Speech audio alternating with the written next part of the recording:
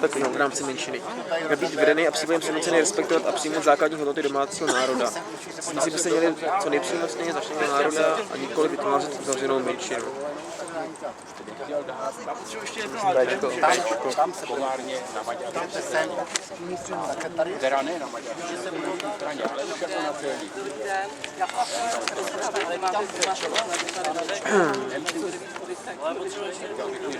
Tak vyberte prosím z jednu z kombinací. Má, co propaguji. Malý, ale výkonný stát, nízké daně. Silný a velký stát, vyšší daně pro bohaté.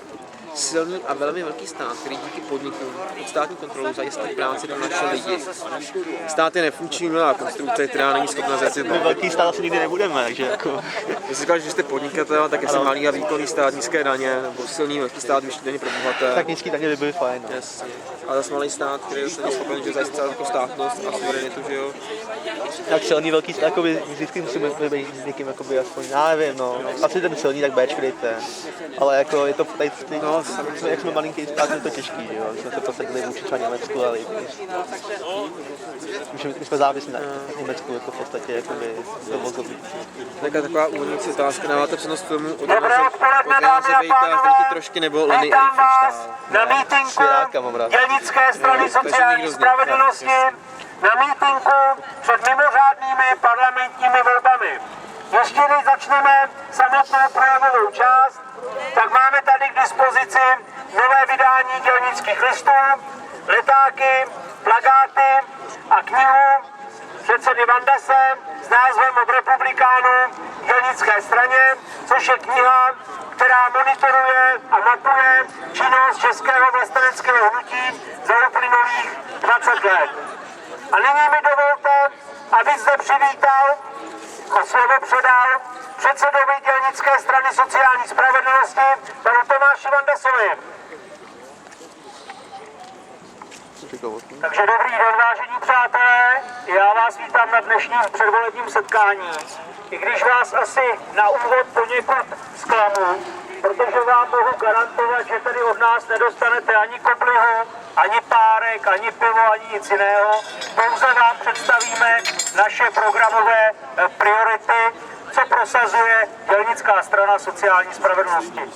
Můžete jít klidně blíž, nebojte se nás, nejsme tak strašní, jak nás líčí ve sdělovacích prostředcích a velmi mě těší, že určitě dneska tady bezpečno, protože všude kolem, co se podívám, tak je tady masivní nasazení policejních složek, takže určitě dneska je město Slané ve velmi dobré bezpečnostní situaci.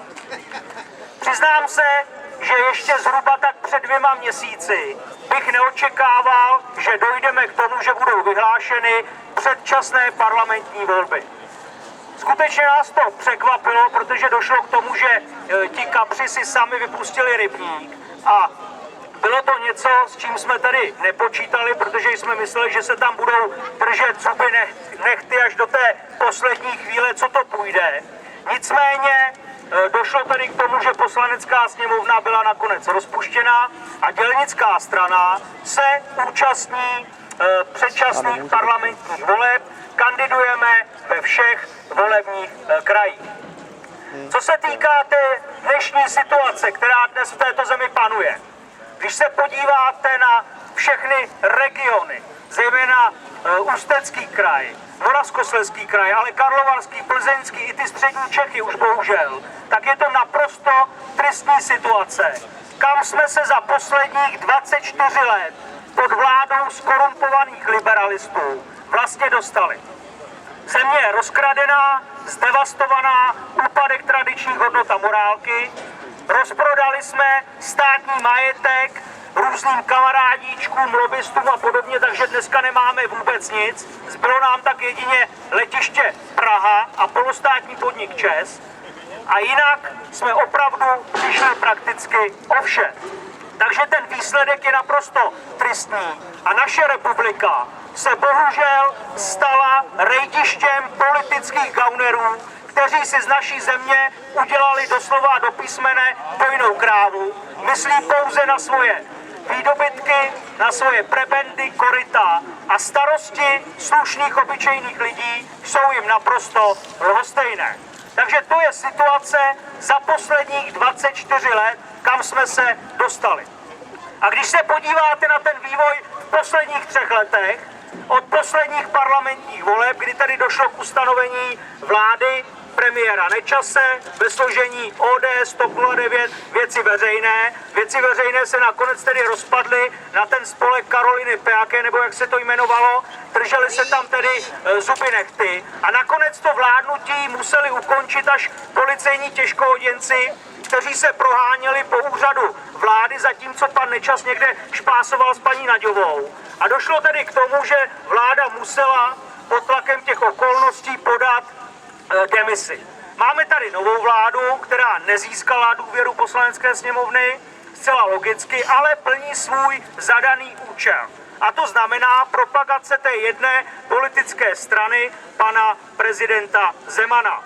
To je ta strana práv občanů, Zemanovců, nebo jak se to jmenuje, protože mnozí ministři právě za tento politický subjekt kandidují a takto jeho propagují před parlamentními volbami. Za poslední 3 roky došlo k tomu, že naši občané se stali doslova pokusnými králíky pod vlivem takzvaných reforem. Jenomže to, co prováděla bývalá Nečasova vláda, to nebyly žádné reformy.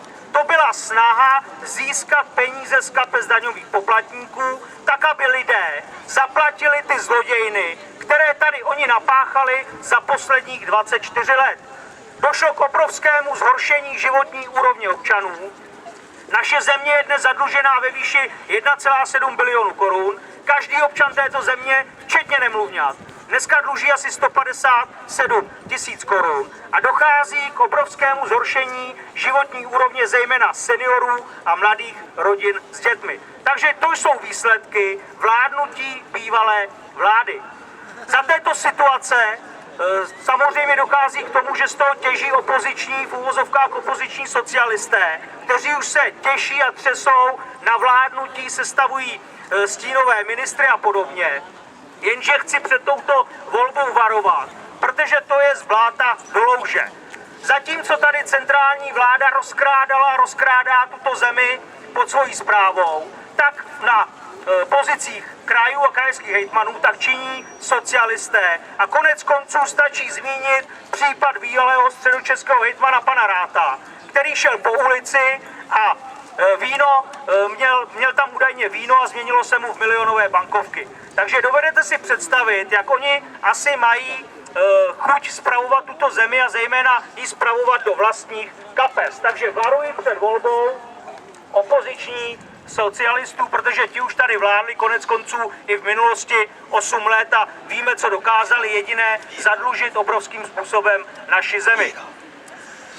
Já si myslím, že lékem na tu naši nemocnou, bolavou zemi je program národní a sociální. Tedy program, který prosazuje dělnická strana sociální spravedlnosti.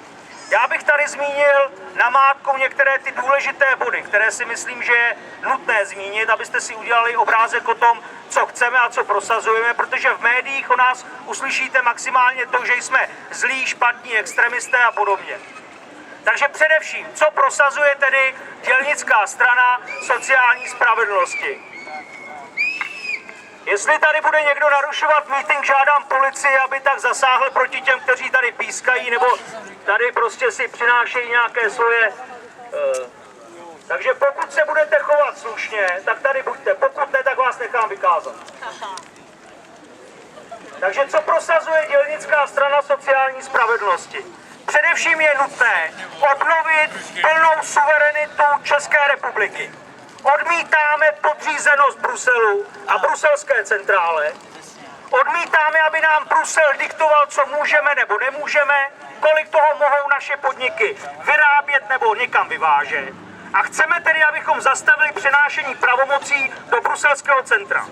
Pokud má fungovat Evropská unie, tak ať funguje na bázi jako kdysi. když bylo Evropské hospodářské společenství, kdy tedy spolupracovaly samostatné a suverénní státy v této oblasti, což byla dobrá cesta, ale bohužel došlo k úplnému jinému směru podepsání Maastrichtské smlouvy v roce 1993, kdy se tady vytvořila vize té jednotné Evropy s jednotnou vládou, prezidentem, kdy budou národní vlády deklasovány na takové ty poslušné loutkové systémy a naše země by se konec konců za chvíli proměnila v bezvýznamný region v rámci Evropy. Takže zastavme tento trend a pokud by tedy měla Evropa směřovat k tomu vytvoření federálního státu, tak samozřejmě chceme, aby občané rozhodli, zdali chtějí být členy takové Evropské unie nebo členy takové Evropy. Toto rozhodně odmítáme a chceme, aby Česká republika zůstala i pro další generace samostatným a suverénním státem. Zcela jednoznačně. Za další, prosazujeme referendum jako znak přímé demokracie. Myslíme si, že o těch důležitých věcech by měli lidé rozhodovat ve všelidovém hlasování. Víte, že v minulosti už například opoziční socialisté slibovali zavedení referenda ke vstupu do Severoatlantické aliance. Jakmile se dostali k moci v roce 1998, okamžitě na tento předvolební slib zapomněli, stejně jako mnoho jiných. Takže chceme, aby lidé měli právo rozhodovat o těch důležitých otázkách, aby se mohli vyjádřit k tomu, co ovlivňuje chod a budoucnost této země. Takže to je referendum. Obyvatelé vždycky slyší od vládnoucích politiků, že referendum bude, že to zavedou, nicméně za posledních 24 let jsme se toho nedočkali. Za další, změna ústavy. Především chceme zrušit Senát jako neefektivní horní komoru parlamentu, protože jsme přesvědčeni, že těch 500 milionů korun, které ročně utratíme za 1,80 usínajících mrtvol, že je naprosto vyhozenými prostředky. Naprosto. Potřebujeme jednokomorový parlament, zcela určitě, a myslím si, že v tomto případě by ta činnost byla naprosto efektivnější, protože Senát je naprosto zbytečnou horní komorou, která nikdy o ničem nerozhodovala a rozhodovat nebude. Takže to je Senát. Za další je nutné zavést trest smrti za brutální vraždy na starých lidech nebo malých dětech. Pokud někdo říká, že to nejde, že jsme vázáni mezinárodními smlouvami a podobně, tak říkáme přece zcela logicky, že naše vláda by měla rozhodovat o tom, jaké zákony budou platit v této zemi. A pokud tady jsme vázáni mezinárodními smlouvami, tak rozhodně takové nevýhodné smlouvy vypovědět a prosadit to, co je prospěšné pro naše občany. Takže jsme přesvědčeni, že zavést trest smrti je naprosto legální požadavek a je to také reakce na ty brutální vraždy, kterých jsme dnes bohužel svědky. Za další, jednoznačně zavést imperativní poslanecký mandát, zabránit tomu kupčení z hlasy, tomu přeběhlictví, kterému jsme byli v uplynulých letech svědky. Víte, že poslanec byl vždycky zvolen za určitou politickou stranu. Najednou měsíc po volbách, jakoby mávnutím kouzelného proutku, změnil názor, přešel do konkurenčního tábora a začal prosazovat zájmy úplně někoho jiného, než za koho byl zvolen. Tím se měnily i výsledky voleb a také tímto způsobem byla v minulosti držena u moci například Topolánkova vláda od roku 2006. Takže jednoznačně požadujeme, aby každá politická strana měla mít možnost takového poslance nahradit dalším z kandidátní listiny, protože pokud nechce prosazovat politický program, za který byl zvolen, tak tam nemá co dělat. Takže to je zavedení imperativního poslaneckého mandátu. Za další, omezení přílivu imigrantů do této země. Jsme přesvědčeni, že těch imigrantů je v této zemi již velmi mnoho. A konec konců prosazujeme jednoznačně názor, aby byl v této zemi pouze ten, kdo bude pro nás přínosem, ale také, kdo se nám bude chtít přizpůsobit. Ne, že to bude znamenat, že my, většinová společnost, se budeme přizpůsobovat imigrantům. Nikoliv. A všichni, kteří jsou v této zemi nelegálně, musí být deportováni do své domovské země, protože tady nemají prostě co dělat. Víte, že oni už s tím začali, například ve Francii, kdy bývalý francouzský prezident, pan Sarkozy, tam měl skupinu trupu rumunských cikánů, ti se mu tam usalašili. On řekl, šupky, upky, pryč, tady nemáte co dělat, nemáte žádné povolení. Evropská komise prostřednictvím jakési evropské komisařky zvedla varovně prst, ty to nesmíš, to se nedělá. On jim vzkázal zcela jasně, tak pokud chcete, tak si je vemte k sobě a můžete je klidně za vaše peníze živit. Takže rozhodně nechceme tady žádné nelegální imigranty a nechceme dopadnout jako někde ve Švédsku, ve Francii nebo v Německu, kde selhal ten multikulty systém, ten projekt a dochází tam k tomu, že tam imigranti rabují, vypalují obchody, zapalují auta a podobně. A skutečně se nechci dožít toho, aby nám tady za pár let bourali kostely a stavěli mešity. Toto je naše země a také naší musí zůstat. Zcela jednoznačně.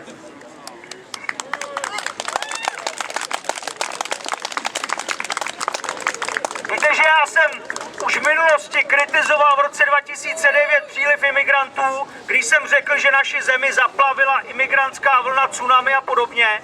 Za tento projev jsem byl tedy odsouzen, protože to je hrozně nebezpečné říkat pravdu v této zemi, protože máme zde přece demokracii, máme zde svobodu slova a projevu, jak oni říkají, ale pouze pro vyvolené. Ale to nás nesmí zastavit a neustále na tento problém a na toto riziko, které může přijít v následujících letech, budeme upozorňovat. Bohužel došlo k tomu,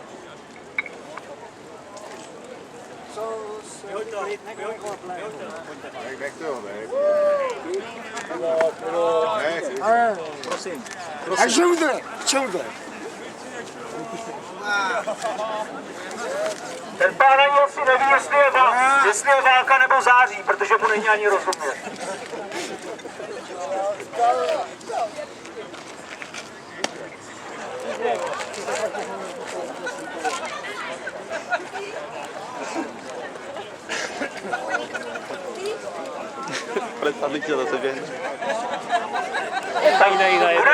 Budeme pokračovat. To byl jenom jeden. To byl jenom jeden.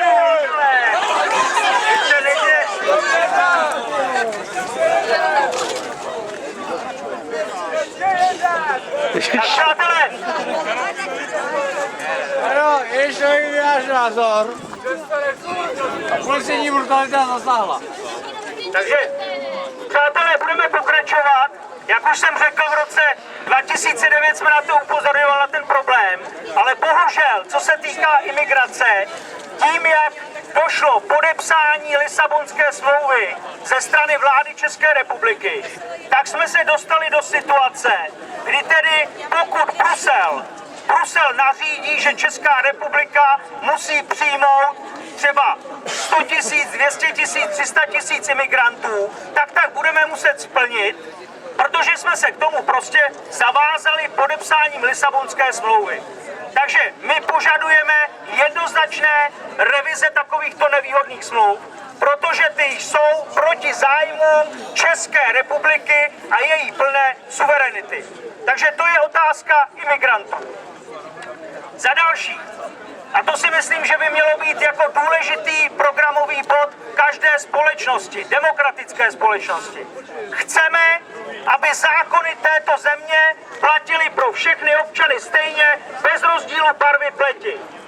Nikdo nesmí být ani zvýhodňován, ani diskriminován, ale bohužel v této zemi dneska dochází k tomu, že je zde praktikován rasismus na ruby, dochází ke zvýhodňování menšin, zejména té cikánské menšiny, jejíž příslušníci si dneska myslí, že si mohou dovolit prostě vše. My říkáme zcela jednoznačně, každý občan má stejná práva, ale také každý má své povinnosti a podle toho se musí každý v této zemi chovat. Nemůže to být tak, že tady budeme mít nepracující skupinu parazitů, kteří nepracují 10 a více let, pobírají dlouhodobě sociální dávky, mnohatisícové, desetitisícové sociální dávky, inkasují je na poště, jdou do herny, tam to prohrají a poté vykřikují slova o rasismu a xenofobii, jak se jim v této zemi špatně žije.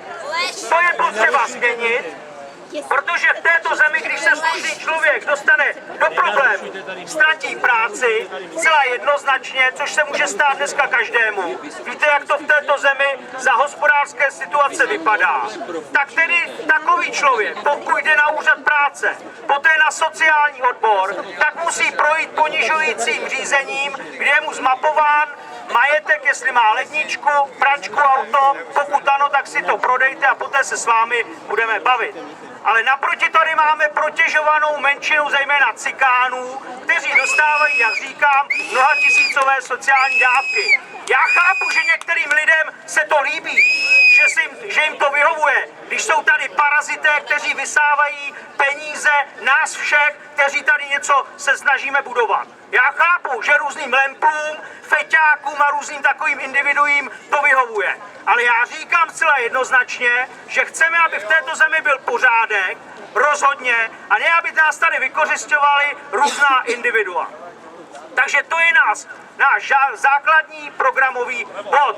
Já chápu, že, jak říkám, některým to prostě vyhovuje, jak to v této zemi vypadá, a že by chtěli, aby to takto fungovalo dál. Já si myslím, že je potřeba, aby také stát postupoval naprosto stejně ke všem občanům bez rozdílu barvy pleti. Bohužel, jak říkám, státní správa tady funguje naprosto rozdílně. Dneska ze státních peněz dotujeme různé procikánské spolky, různá procikánská občanská sdružení. Máme tady ten rasistický server Rome a spol, který dostává.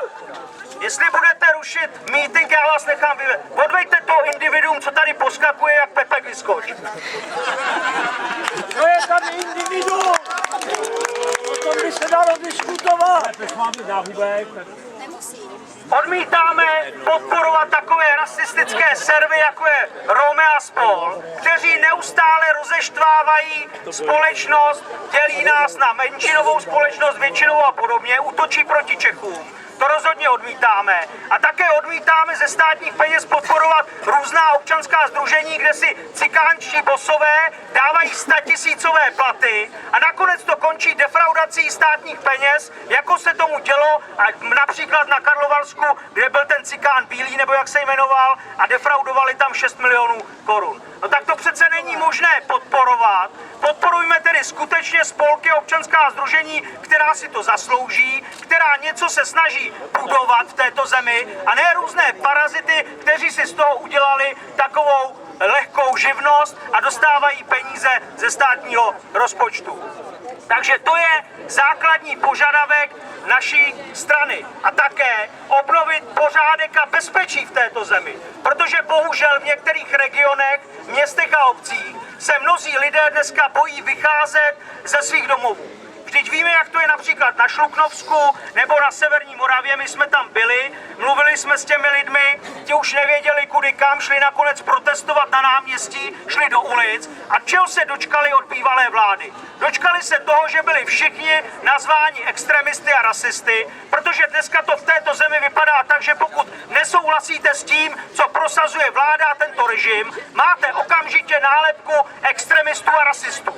To je prostě realita. Bývalý premiér Nečas si čas nenašel, přijel tam do Šluknovska až někdy po 3 měsících a když měl odpovídat na dotazy nespokojených občanů, tak utek někde bočním chodem. No tak to je přístup státu. Přece stát potřebuje zajistit bezpečí pro své občany a myslíme si, že je nutné v těch krizových regionech zřídit například trvalé policejní služebny, a to například i ve spolupráci s příslušníky armády. Na co máme mít vojáky někde na zahraničních vojenských misích, kde nás to stojí obrovské peníze, mohou být tady doma a mohou se podílet na znovuobnovení bezpečí a pořádku v našich městech a obcích. Takže to je náš další programový požadavek.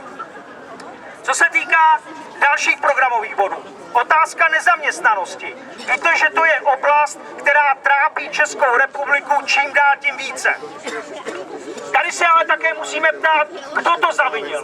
Kdo v uplynulých letech preferoval zahraniční firmy, nadnárodní koncerny. No byla to zejména Zemanova vláda, která nastartovala tento trend v roce 1998 různými investičními pobídkami.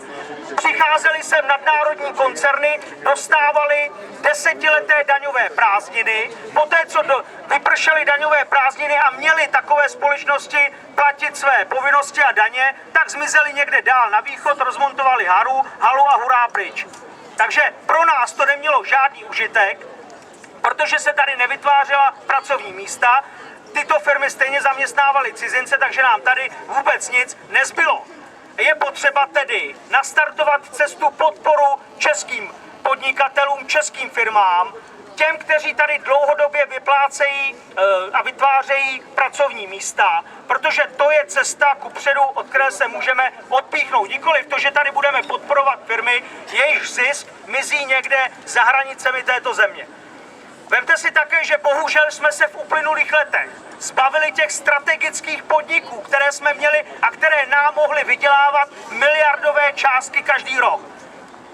Málo kdo už třeba ví, a je to ten čerstvý problém na severu Moravy, firma OKD, kdy tedy hrozí, že pan Bakala zavře tuto firmu a přijde o práci na 3000 lidí, tak málo kdo už ví, že ten podíl panu Bakalovi prodala socialistická vláda pana Grosse v roce 2004 za 4,1 miliardy korun. A pan Bakala na tom vydělal za posledních 9 let 38 miliard korun. No tak přece my jsme mohli vydělávat. My jsme mohli mít zisky z této společnosti. Dneska ta firma nevydělává, tak zcela logicky pan Bakala jako podnikatel to zavře a už se o to starat nebude, co bude s těmi lidmi. Takže my jsme se zbavili takových strategických podniků, nemáme z toho žádný zisk, no a dneska logicky nemůžeme také ovlivňovat hospodářskou politiku státu. Protože pokud nemáte firmy, strategické firmy v oblasti teplárenství, vodohospodářství, elektřiny a podobně, tak potom neovlivňujete chod této země a také tedy nemáte pod kontrolou její suverenitu. Takže to je hospodářská otázka. Další důležitý bod. Otázka exekutorů, soukromých exekutorů. Víte, že v dnešní době se dostane do problémů člověk zejména třeba jenom proto, že nezaplatil 500 korun za pokutu. Postupně narůstá exekuční řízení, soukromí exekutoři si za to berou nehorázné peníze a nakonec takový člověk uvízne v dluhové pasti. Takže my požadujeme, aby byli zrušeni soukromí exekutoři, aby se to vrátilo zpět pod kontrolu, plnou kontrolu státu. A bohužel také to byla vláda v roce 2001 pana Zemana, která přijala zákon 120/2001 sbírky, čímž uvolnila ruce soukromým exekutorům, kteří tedy začali postupně takovýmto způsobem odírat lidi, kteří, jak říkám, zaplatili nebo nezaplatili třeba drobnou částku. Takže to je otázka soukromých exekutorů. Další důležitá otázka zdravotnictví. Požadujeme zrušení poplatků za návštěvu lékaře, za položku na receptu a podobně. A bavme se například o tom, zdali tedy zachovat nějakou symbolickou spoluúčast za pobyt v nemocnici na jídlo. To zcela určitě ano, ale rozhodně odmítáme, aby zdraví bylo jakousi obchodní komoditou, aby platilo v této zemi, že pokud máš peníze, máš naději na dobrou léčbu a máš šanci na vyléčení. A pokud nemáš peníze, máš prostě a jednoduše smůlu. Takže to rozhodně odmítáme a chceme zachovat zdraví pro všechny občany této země. Chceme, aby každý občan měl nárok na poctivou lékařskou péči, nikoliv jako je tomu dnes, kdy se postupně ruší nemocnice, kdy se privatizují a nakonec se to přeměňuje v různá luxusní lékařská zařízení. Takže tento trend rozhodně odmítáme. Stejně tak odmítáme hazardování se penzijní reformou a se životy seniorů. To, co se dnes děje, to je neúcta k lidem, kteří celý život pracovali. To je neúcta těm, kteří tady něco vytvářeli. A ta snaha vlády aby lidé investovali do těch soukromých penzijních fondů, no to byla opět snaha dostat se k penězům občanů, protože lidé budou si spořit peníze do soukromých penzijních fondů, ale co pak my víme, co bude za 20, za 30 let, co si za ty uspořené peníze vůbec koupíte, jestli to bude bochník chleba nebo pár rohlíků, nebo jestli to opět někdo nevytuneluje a neudělá si z toho někde dlouholetou dovolenou někde na Bahamách. Takže to je snaha dostat se k penězům lidí, odmítáme takovéto hazardování, chceme, aby ten důchodový věk byl maximálně na výši 63 let pro muže, 61 let pro ženy. A to je maximum, protože víte, že se hovoří o tom, že zvedání té důchodové hranice by mělo být až do 70 let. Co pak dovedete si představit, že někdo zaměstná 70letého člověka, když máte dneska problém sehnat práci v 50? To je nesmysl, to je naprosto nereálné a to, co prosazují vládnoucí politici, tak to je, jak říkám, pohrdání lidmi a žijí úplně někde na jiné planetě, jsou úplně odtrženi od reality, která v této zemi panuje. Takže to je otázka seniorů. Já bych tady mohl samozřejmě dlouze jmenovat všechny programové body, ale na to není zase prostor. Pokud máte možnost, najděte si náš program na www.dsss.cz. Myslím si, že to tam je zcela jasně a konkrétně napsáno. Je tam celkový program, program proti nepřizpůsobivému stylu života, je tam zemědělský program, je tam důchodová reforma, otázka zdravotnictví. Všechny tyto dokumenty tam najdete. A je to také odpověď těm, kteří říkají, že dělnická strana nic nenabízí, že nemá žádné řešení. Máme řešení, říkáme ho zcela jasně, konkrétně a nestydíme se za něj. A také se za něj stydět nebudeme. Za pouhý týden nás čekají volby do Poslanecké sněmovny. Budeme rozhodovat o tom, kdo bude v této zemi vládnout.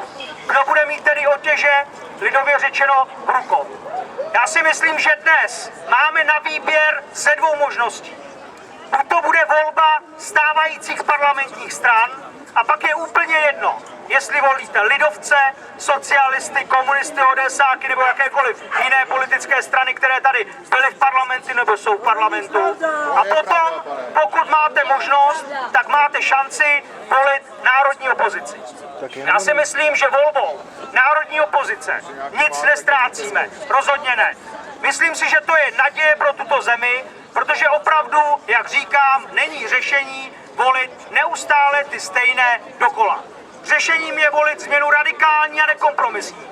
My říkáme, že je nutné vyházet ty skorumpované politiky z jejich vypolstrovaných kanceláří. Že je nutné obnovit pořádek v této zemi, že je potřeba nastolit právo, demokracii a také, aby platilo, že slušný člověk má právo na slušný život. To jsou naše hesla, to je naše krédo a chtěli bychom, aby to takto v této zemi fungovalo. Já samozřejmě vím, že mnozí lidé jsou pod vlivem té mediální kampaně, která se vede vůči dělnické straně už několik let. Víte, že nás chtěli také z politiky dostat, že nám rozpustili v roce 2010 první dělnickou stranu. Okamžitě jsme založili druhou a říkáme, že pokud by takový pokus byli znovu, bude dělnická strana číslo 3, 4 a podobně. Takže se z politiky vytlačit nenecháme. Naše podpora postupně narůstá a stoupá. Konec konců v některých komunálních volbách jsme získali v některých městech přes 10% hlasů. Loni v krajských volbách jsme získali například v Ústeckém kraji 4,4% hlasů a například mě potěšilo, že i mládí, i studenti už dneska tuší, že dělnická strana by mohla být přijatelnou alternativou pro tuto zemi. Takže ve studentských volbách jsme získali nyní 7% hlasů. Takže věřím, že ten trend zachováme, že ta podpora bude narůstat, že bude vzrůstat a že tedy budeme konečně v těch nadcházejících volbách volit změnu. Jsem přesvědčen, že to je jediná šance pro tuto zemi po 24letém marazmu vládnoucích politiků a jsem přesvědčen, že je to nutné k tomu, abychom, jak říkám, obnovili pořádek v této zemi. Děkuji. Děkuji vám, že jste přišli na tento mítink. Já tady poté ještě předám slovo lídrovi naší kandidátky pro parlamentní volby panu Černému. Vážím si z toho, že i v tom takovém tom chladnějším podzimním počasí jste přišli a jsem přesvědčen, že kdyby tu byla jakákoliv jiná politická strana, kdyby vám, jak říkám, nedávali ty kobly a pivo, takže by tu dneska nebyla ani noha. Takže si myslím, že ta účast na našich akcích je velmi slušná. Myslím si, že to vypovídá o tom, že zájem o dělnickou stranu je a že si odnesete z tohoto setkání i ten jiný obraz, než je ten mediální. Takže já vám děkuji, že jste přišli na toto setkání, vážím si toho a chci vám poděkovat a současně vás vyzvat, abyste příští týden volili číslo 18, protože to je číslo, pod kterém kandiduje dělnická strana sociální spravedlnosti. Takže děkuji za podporu a těším se opět někdy s vámi na setkání. Díky.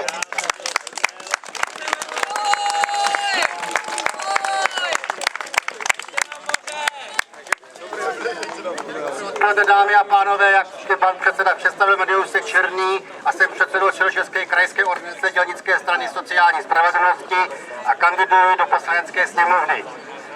Jenom tak na okraj, čím více se blíží předčasné volby do poslanecké sněmovny, tím více se projevuje volební kampaň. I ze všech stran zaplavování různými body některých politiků či rádoby politiků. Opět se nám slibuje modré z nebe a tak dále. Až účasem sledují, co představitelé některých partají dokáží vůbec dopustit zprosit. Taková ale už je bohužel kampaň do politiky. Její cíl je jasný, oslovit a přesvědčit co nejširší okruh voličů. Podpoře té či oné strany nebo rozkupení. Ale co je pro mě zarážející, jsou reakce samotných voličů, který jsem denodenně konfrontován a setkávám se s těma příslovými, jako jsem přesvědčen, že skrývají moudrost našich předků. A jednou z nich nám říká, jen blázen se spálí dvakrát, stejný oheň. Ale bohužel musím konstatovat, že dobrá pětina našeho národa bude asi muset propálit se až na konc. Když si uvědomí, komu zase sedne na let. Jsme svědky zestupu různých uskupení vedených úspěšnými biznesmeny, kteří slibují, jak dají jakoby mávnutím kouzelného proutku nás všech dohromady. To pak jsme to již nezažili v minulosti. Jsou to necelé 4 roky, co jsme byli svědky obrovského úspěchu věcí veřejných, vedených panem Jonem a Bártou. První z této doby populární novinář a druhý velice úspěšný podnikatel, pro kterého je 500 000 asi jako pro nás 500 korun pro ostatní. I tehdy se neslo heslo řadami voličů přesvědčení, že konečně našel někdo, kdo je lidově řečeno za vodou. Nemá tedy potřebu se obohacovat a dá to tady jistě dohromady. Bude bojovat proti korupci a tak dále. Jaký však byl výsledek? Budu-li velmi slušný, jak to označím, tak bylo tamství toho nejhoršího zrna. Protkané ostatními aférami s nesmutnými pozadím, kdo s tím kde spal a v jakých prostředí byla stanice. A tak to nyní máme další vizionáře, úspěšné v podnikání i v osobním životě. Odklopené známými osobností, kteří slibují a voliči naslouchají. K tomu nezdy zhrtnou nabízenou koblihu a podobné poputiny. Zase se nechávají obalamuti. Stažičký potomek šlechtického rodu Bafá z Dýnky poklubují smouče hlavou a svého času populární zpěvák si nemůže rychle vzpomenout, za kterou vlastně to stranu kandiduje. Kdyby se nejednalo o budoucnost naší vlasti, tak by se člověk zasmál. Ale tady v klubu přece jde o dny, měsíce a roky, kteří budou poslanci z těchto voleb určovat a řídit. Pak se zase budeme v hospodě divit u piva Hartusy nad panujícími poměry, budeme možná i svědky nebo účastníky některých těch demonstrací, provázejících řadu zdražení a propouštění. Vždycky podepíšeme tu petici a vůbec si nebudeme uvědomovat, že my, co jsme tady a stojíme, jsme vlastně těmi hlavními aktéry, co se u nás děje. Dále, pro nás, pro voliče, mám jednu radu. Zkuste si třeba představit nějakého toho pana Babiše, Okamuru, Schwarzenberga nebo paní Bobošíkovou, že jak se všichni tím noví jmenují, na místě nás, kteří jsme byli na mítinku ve Vansdorfu v Ústí nebo v Novém Boru, kde šlo k mačetovému útoku na naše lidi. My tam jsme tam nikdo neviděli, tady lidi. Proč tomu tak je? Protože v takových vypjatých situacích, kdy hrozí různé represe, ostrky a postihy, se odděluje zrno od plev. Náš člověk, který roznášel po Praze letáky, dostal 14 měsíců na tvrdo, kdy bylo na letáku napsáno, že globalizace je lepší než vlastenectví. A obráceně, vlastenectví je u nás lepší než globalizace. Vy máte možnost na vlastní se přesvědčit, komu jde o blahu vlasti a komu jde o různé pašalíky a obručné. Buďte tedy velice ostražití a následných volbách dejte na stopu, komu uznáte vy za vhodné. A že se o tom slyšeli dost a hodně. Děkuji za pozornost.